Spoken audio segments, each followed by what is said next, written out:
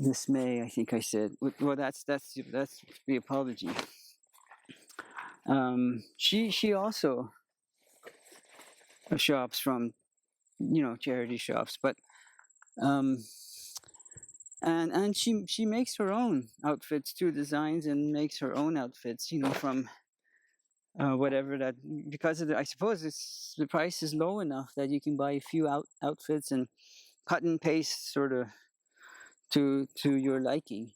Anyway, the point is that I suppose what she would rather is that I wouldn't I wouldn't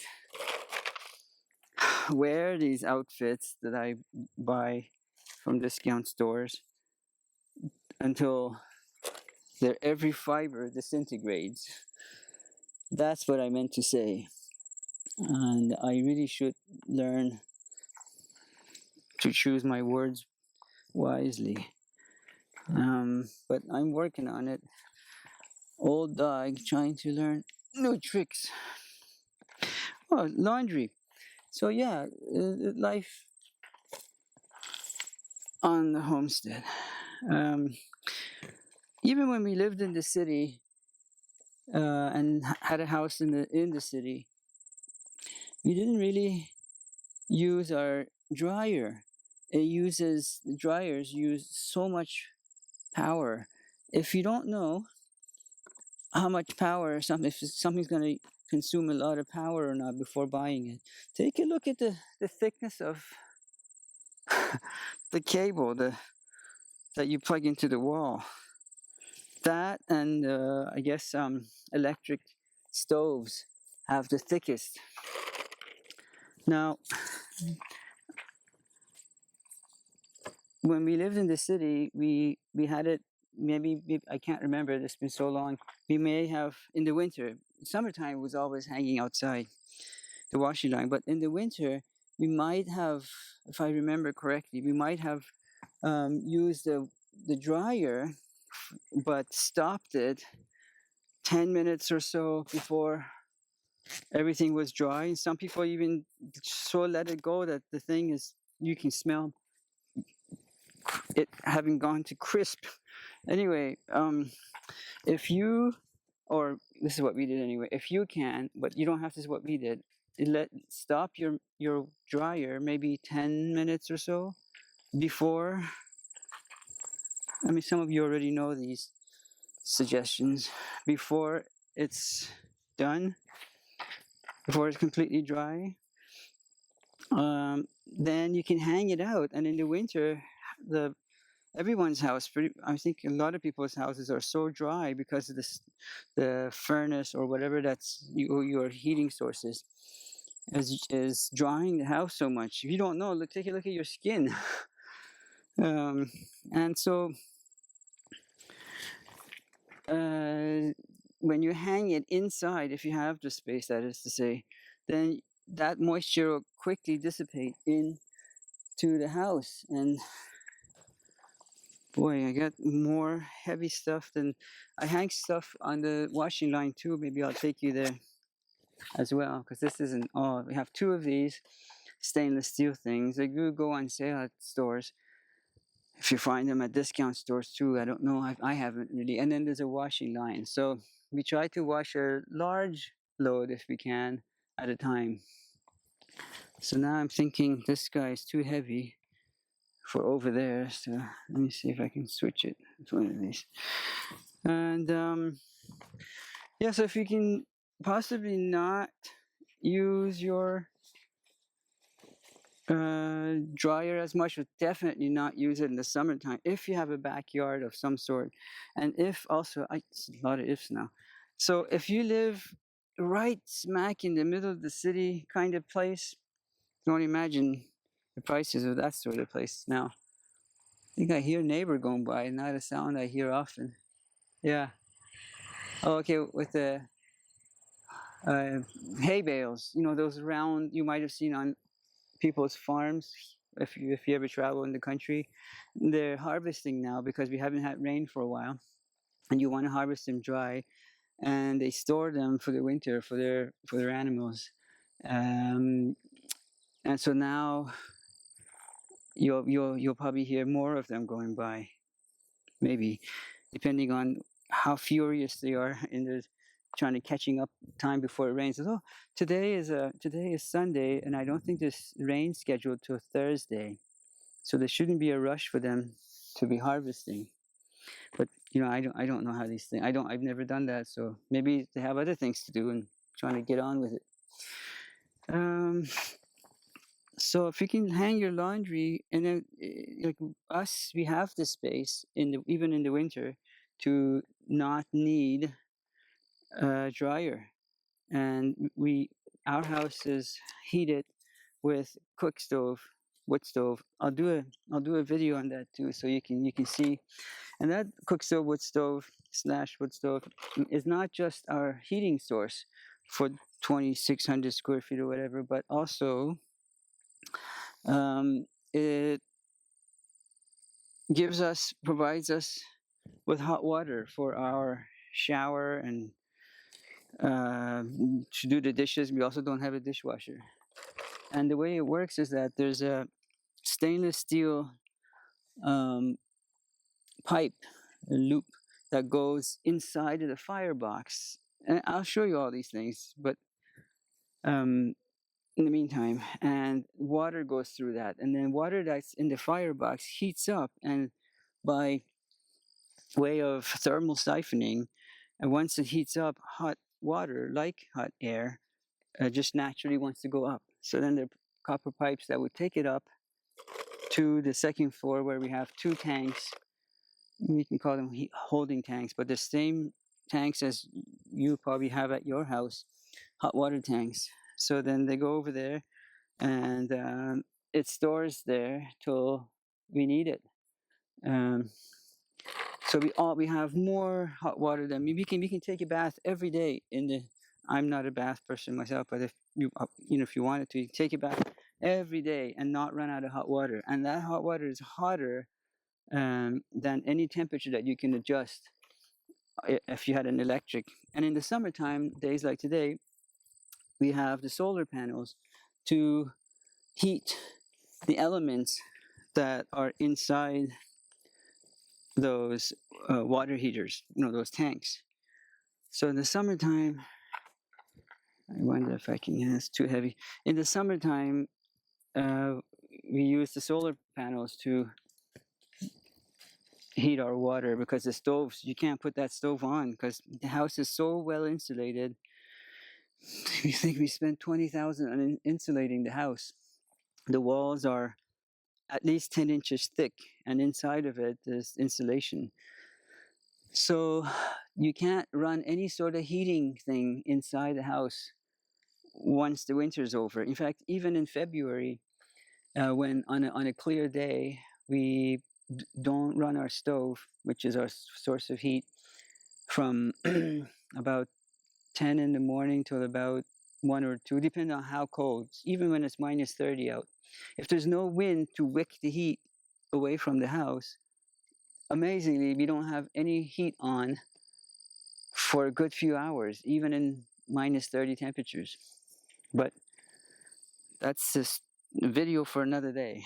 So with that said, I'm just going to put a few more pieces here, and I'm going to maybe change the position of the camera for you and go to the hanging line, washing line. Oh, there's a bumblebee I hear. Okay.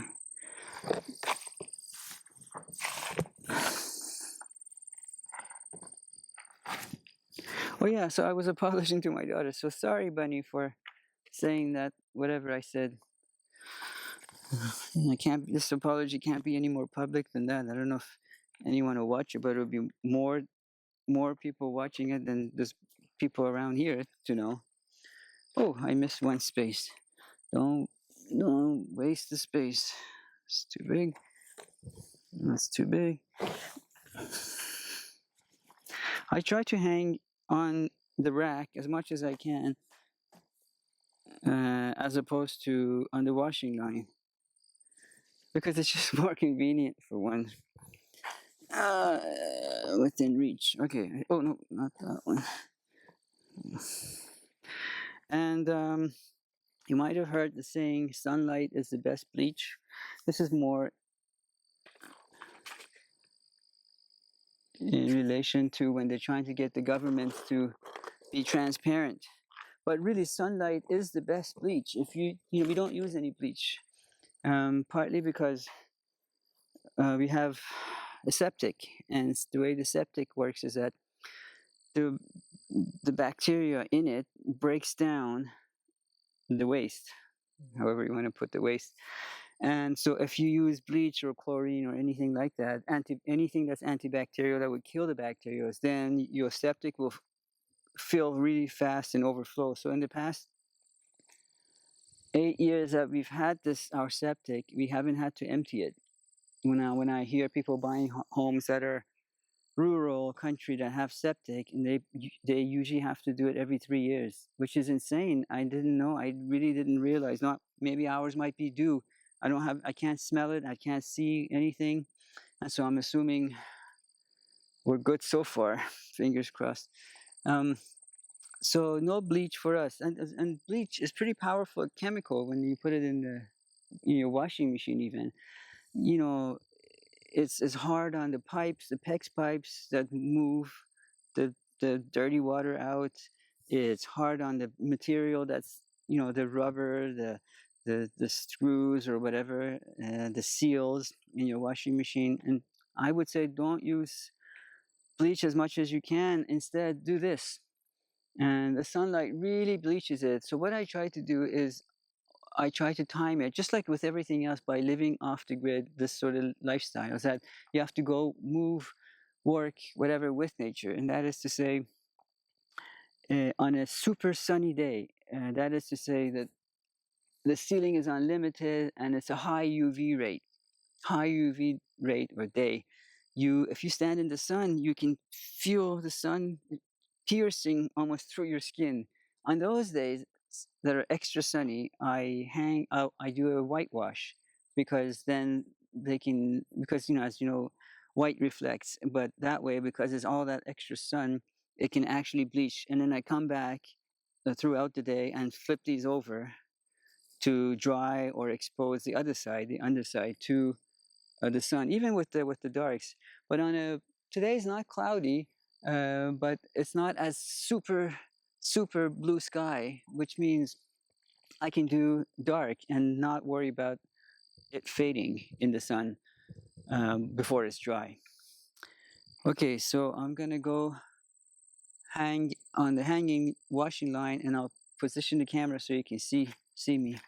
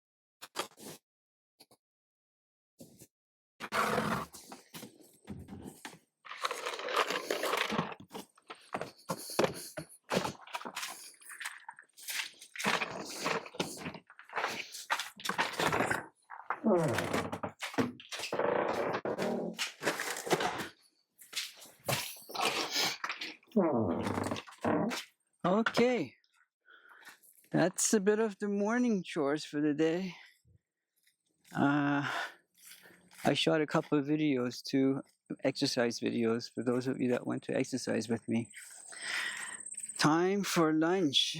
We have salad today, lettuce that's only 15 minutes old, just picked it, and tomatoes from yesterday that I harvested, basil from today. Feels good to have your own produce for however short the season might be. All right, that's all for now.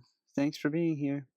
So, in one of my previous videos, I mentioned that a few times a year when there's a storm, trees come down. And this is in a first growth forest, and you can tell because the trees, as big as they are and tall as they are, maybe 100 feet tall, they should have a diameter of maybe 3 feet or more, and at the base, and these have maybe 2 feet. And so when this was cut, I think 30 plus years ago, whatever little seedlings were around, they were in a frenzy, a race to reach the sun. And as they did that, they didn't spend much time in their root structure because the race was on to get to the sun before the next tree. And from where you are, I don't know if you can see, and I'll show you again, some trees are so close together that they're almost touching. And optimally, you want them to be, if you're ever planting your own, if you have a field that you're fortunate enough to have a field that it's a blank canvas, you can place them wherever you want.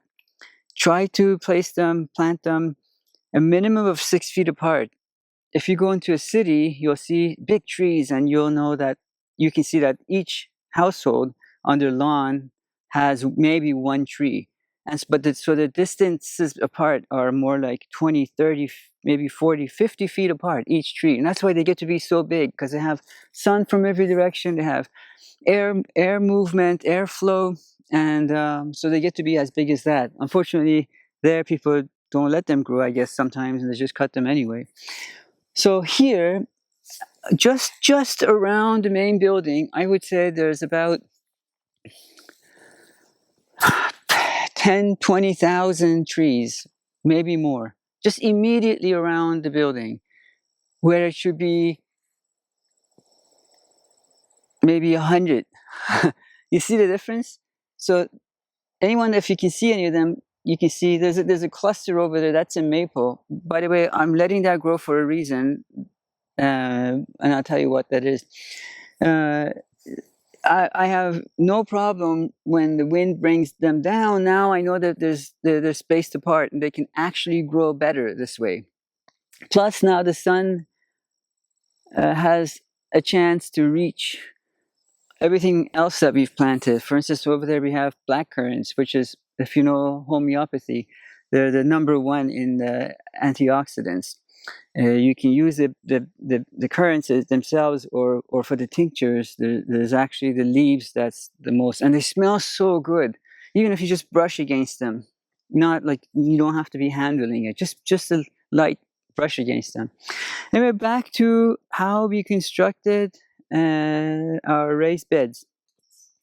As we get older and we experience from where we were staying for the first year before we bought this land to build on, most people here, almost everyone here in our neighborhood, grows right into the ground. And if anybody is okay with me showing their setup, I will take you there. And when you grow right into the ground, to the earth, it's, in our particular region, it's pretty rocky. And so your carrots, your whatever, the roots are constantly having to maneuver themselves around the rocks to be spaced apart or reach water or whatever.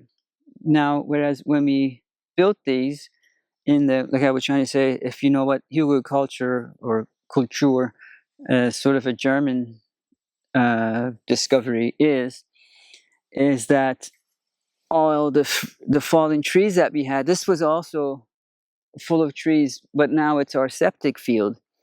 Again, there's no smell or anything to it because there's many layers of sand and whatever, so that it can drain right in there. If you're ever here, you can experience it for yourself. I'm not making this stuff up, but anyway, uh, all the trees that were down, or we had to cut down, mostly softwood, and that is to say aspen or poplar, as they call it, fir. And then there were a lot that were already scattered around. I mean, you look at this and you think this is how it is in the forest. I'll take you inside one day and you'll see it would have been a disaster mess of trees falling on top of each other. We couldn't even walk 3, 4, 5 feet without having to stop, because, and then they also have their branches, each tree, the ones that are standing, coming at you. You had to climb over. It was an absolute mess, and I'll show you. It's a lot of work. I've been at it for many years, trying to tidy it up so there's like a path of some kind of a not structure, but some kind of a happy, not trying to make a park out of the forest, but still something that you would want to go in and see. It's almost like, you know, those meditation circles that are made out of either rocks or whatever. I've not made a straight path into anything. So the intention is for people to, you know, meander or find themselves, look at things, look down, look up, the mushrooms, the mycelium if you can, the moss, which is gorgeous, just to step on it. There's some over there, maybe I'll show you later if I remember. Anyway, so in here, so the very first layer underground would be trees like this size or whatever size, but the ones that are on their way to decompose. This is actually a good example of it. I don't know if you can see. You see how it's kind of greenish, going somewhat mossy, and because it's underground too, picking up moisture as well as above when it rains. So that's very first layer, is that stuff. The next layer, gradually smaller trees or branches it becomes, and you cover it up again. Nice. It's like almost like you're building a lasagna kind of thing. And on top of that, then we had a mixture of, and I'll show you that too. When every fall, when the leaves are down, I guess it depends on the year how soon the leaves come down. People rake their lawns of their leaves. I guess they don't like the look of it, which is sad because that's gold to me. So we wait for people to bag their leaves, and we've been doing this since when we lived in London too, Ontario. For people to bag their leaves, and then we would go and, I don't want to say steal. I mean, they didn't want it. It was for the city to come and collect these bags. You've seen it probably where you live too. And then we would load the car up as much as we can, and then we will bring them. And I'll show you how many I have in my chicken coop right now. And better still, some people go out of their way for whatever reason. Maybe they don't want to rake, and they buy these. It's like a big vacuum, like a suction tube thing, and at the end of it, not at the beginning where it sucks it in, at the very end before it goes into a bag, there's like a sort of a propeller, chopper, whatever you want to call it, that because the leaves are either totally dry or somewhat dry, it can break the structure of the leaves, so they're not whole leaves before it goes into a bag that's attached to this leaf mulcher, let's call it. So it somewhat mulches it, and then they dump it into the bag. Maybe one reason they do it is because then the bag will hold more leaves. Whatever reason they do it for, I thank them for it, because that's actually the best you can do, best possible case for your compost bins, which I will show you, because they'll break down easier, as opposed to if they're whole leaves on top of each other, they become like this cakey, messy, kind of maybe stinky thing as they break down. But then also, you're not doing it right if you're not layering dry matter, be it some manure, if you have a soil, whatever. So that's the next layer on top of the branches. And then if you have mulch as in, you've seen wood chips, they come in different sizes if you have that. Like I said, this was all trees. We rented a mulcher, and we made 2 big mounds of them, and then they went on top of that. And so what I mean is you gradually get smaller and smaller. And then on top of that, now, if you eat eggs, more and more people are vegan now, but we eat eggs. I eat eggs. You save. I will have to show you that too. So much to show you. The eggshells, you dry them a little bit. In our case, the stove is always on in the winter.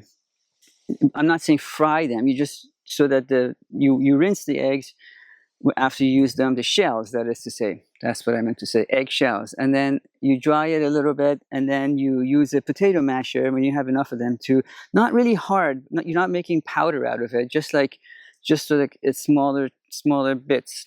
And the reason why you want to sow such smaller bits at 1 year when you've done your bed is you can put it on top of some of your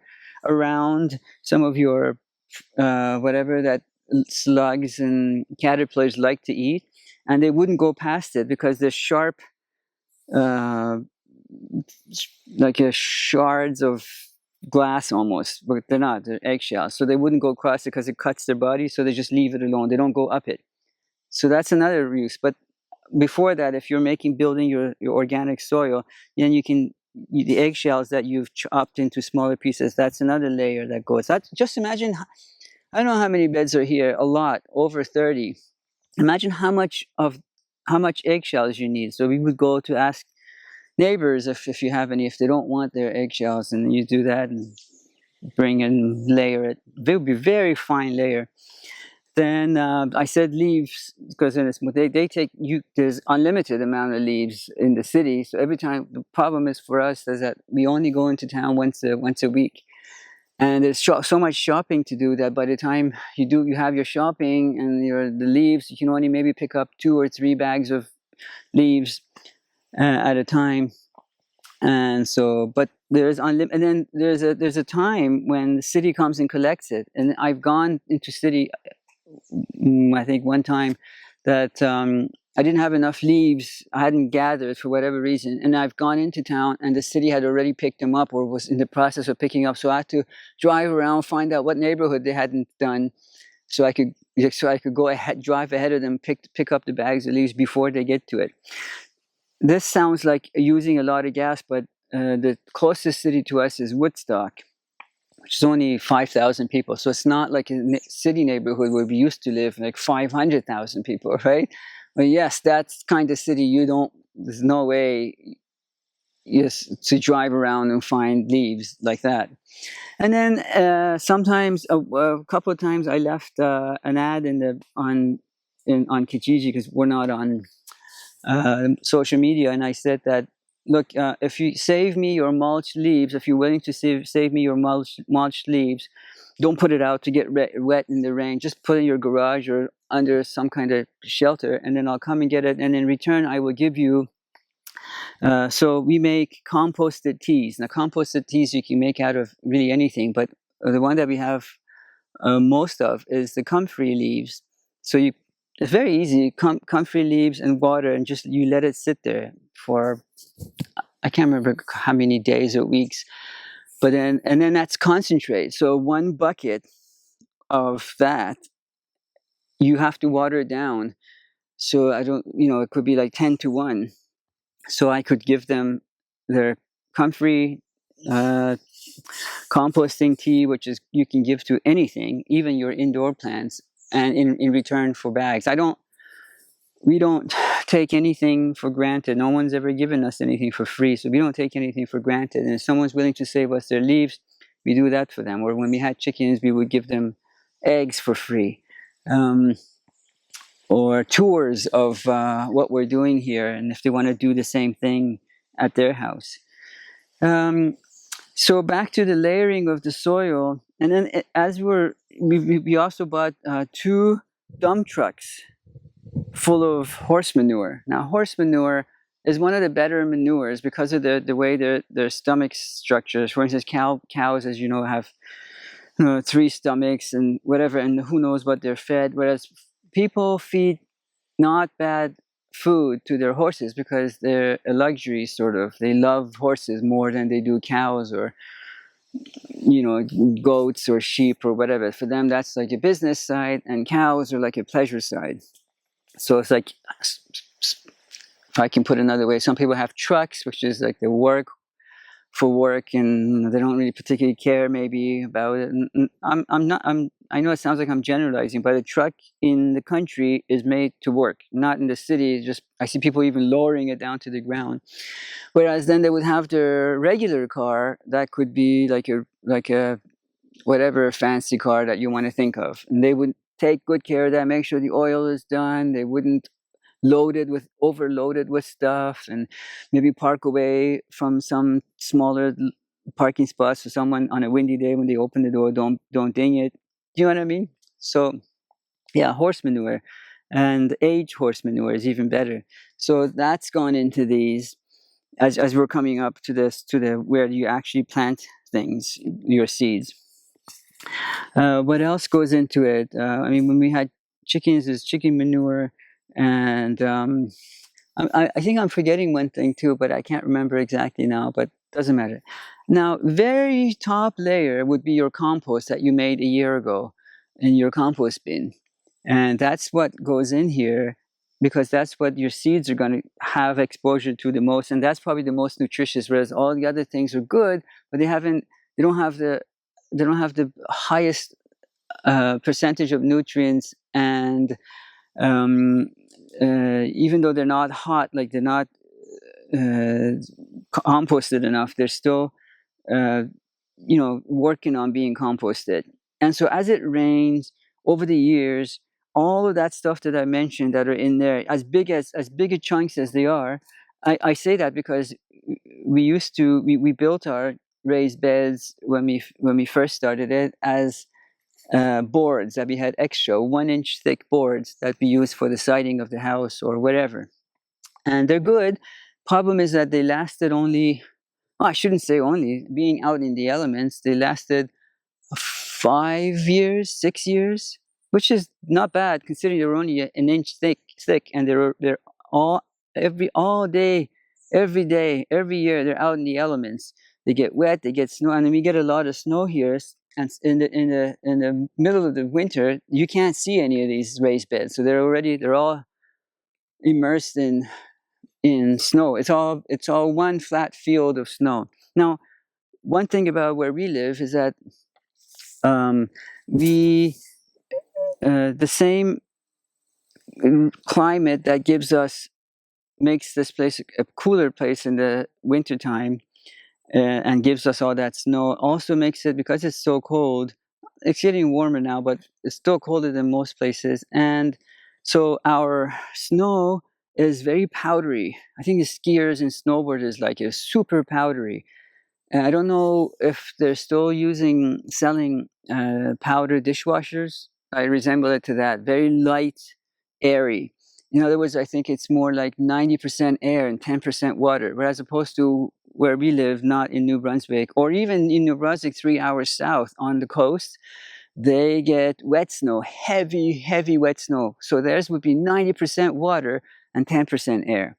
So when I say this is all covered in snow, it's more like a thermal blanket than anything, because there's a lot of snow, but because it's air, it's like an air blanket that's covering them, protecting them, especially the roots of the trees, from the extreme frost and the ice building. There's no ice here at all. It's just snow. It never turns into ice, and even though when it's minus 30, because the snow is so light already, it hasn't had a chance. There's not enough heat to turn that snow into melted, even at the hottest time of the day. So then before the nighttime, that turns into ice at the base of the roots of things. And so as we were putting all these layers on, we were kind of sifting through the soil, the compost, to make sure that there are no rocks. So I don't want to say there's zero rocks. I mean, I'll show you. There's some tiny rocks here, but I wouldn't call these rocks. I wouldn't call these rocks. They're very tiny. Whereas, as opposed to some of our neighbors, where they don't do this because they're planting right into the ground. They have rocks that are like this size and bigger, and it's not just like a handful. The entire garden is like that, and I wish I don't. I mean, obviously the things are growing in there. I just don't know. I can only imagine how much better it would grow if they raise their beds a little bit. The other reason is that why we went with these is that as you get older, you don't want to have to be on your hands and knees trying to weed, plant, anything. You want to save your back, your knees, or whatever. And at the end of the long day, it's another chore. And it becomes a chore that you don't want to do. I don't mind weeding personally, but some people, I know that a lot of people hate weeding. And if it becomes a chore, then you won't do it. And if you don't do it, the weeds take over. And for instance, these 1, 2, 3, 4, 5, 6, I thought it was more, 7 beds that we had garlic in. Garlic doesn't want to share its soil with anything, even with its family members. If there's like maybe onions, whatever the family, because because they don't want to share, and if you let anything else grow, they're not really necessarily competing with them. But then your garlic, after all the work that you've done, planting, saving, watering, all that stuff, protecting from the elements, and then your garlic isn't that big, it's kind of devastating. Because you didn't want to weed, because you felt, it's a chore that I don't want to do. So the trees for the borders of the walls of the raised beds can be as high or as low as you want. Obviously, the higher it is, the less you have to bend. But then you have to remember that I don't know how many people have soil or even all that stuff that I mentioned on the bottom of it, enough of it to raise this up so high. I mean, we have the trees. If to do this over again, if we had all those trees and the hard, solid stuff that I mentioned, when we were changing these beds last year and this year from the boards, the 1-inch thick boards, to these, we noticed that after 6 years, almost all of that was turned into beautiful soil. All of those big chunks of trees that were left in there, because all the rain and the moisture and the mycelium, the mushrooms and network of things in there, they digested and they broke it down. So this, as you see now, as thick as, I think it goes as high as here. So a good 15 inches high is all gorgeous soil. When you were taking the boards apart and some walls were collapsing, you could see inside of it, and the smell of the mycelium and the mushroom structures, and that is gorgeous, unbelievable. But anyway, also the other thing is, if you go too high, like, I mean, I've made one that's even, let me go stand by it so you can actually see. If you go, this might be too high. And when you compare it to that, so that goes to here, and by comparison, this is more than a whole level higher. But the problem with that is, if you're not going to have enough soil to fill it, what happens is that it's just gorgeous you just lean one arm to weed, and you never get tired. You can do this all day. It's fun. Even fun. Being outside, gorgeous day, you just weed it. But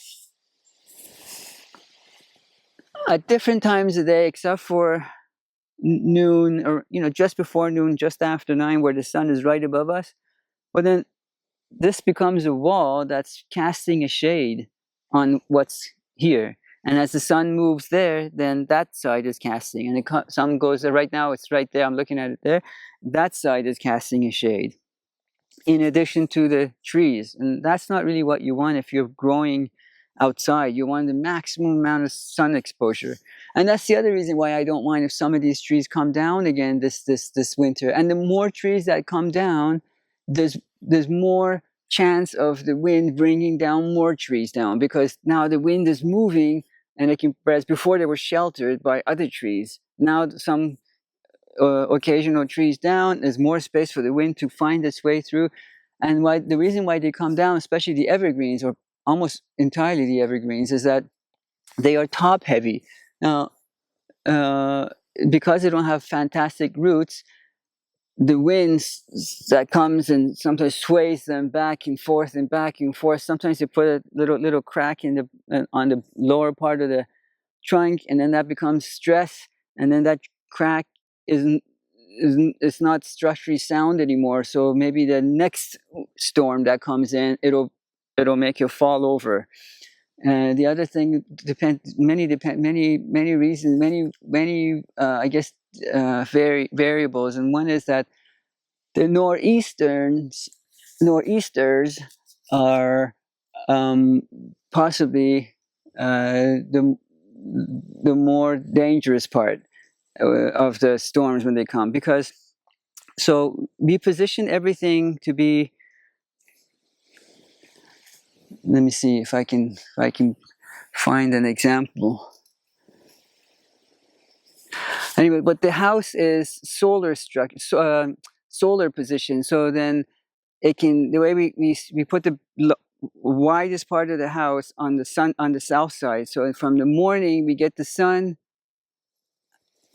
all the way to the afternoon. So we don't have to have as much lights or heat or whatever. So the prevailing winds are from the west, which is there. So because because of the rotation of the earth, and because the trees have learned to lean themselves as they were growing, lean into the wind. I mean, this isn't windy. You can listen. It's just a breeze. We're not on the coast. There they get hurricanes. We're 3 hours from there, and we're higher elevation. And it's a totally different topography in addition to that from before, when there was Pangea and the continental shift.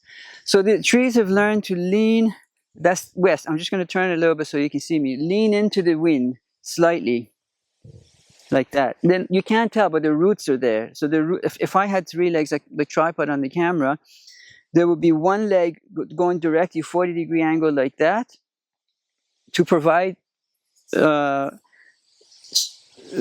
actually, I meant the other way around. It's because the wind's coming. I'm leaning into it, so there's a like as if I had a tail, like a kangaroo. That would be a good example, like a kangaroo. They put their tails down, so that holds them up as the wind pushes them. They kind of lean a little bit forward into the wind, and then they have that extra tail or leg or root to provide them with more stability. So they're always ready for that wind eventuality. But what happens when the wind changes directions on those days that are nor'easters? They don't have much of a roots propping them up in front of them, so they're weak there, and it's as if I put all my effort into providing this thing behind me, and someone pushes me from behind, and I have no reason not to fall on my face. So that's why, if you see the direction of the trees that have fallen, they've all fallen the opposite way, because they didn't have anything holding them up. Not anything, but not like the other way around. And so when they come down, hopefully this year, next year, I have a hard time bringing down live trees because I'm a tree hugger. But when they come down because of the storm or something, then that's just guilt-free firewood, or to build structures with, or the chicken coop, or whatever I want to do, or if I want to give it away to someone.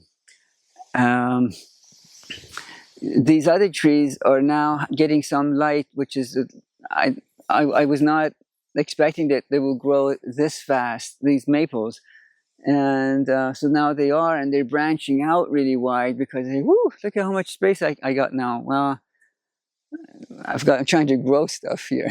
But anyway, let me show you those boards that I used to build the raised beds out of, and at the same time check to see if this thing's heating up.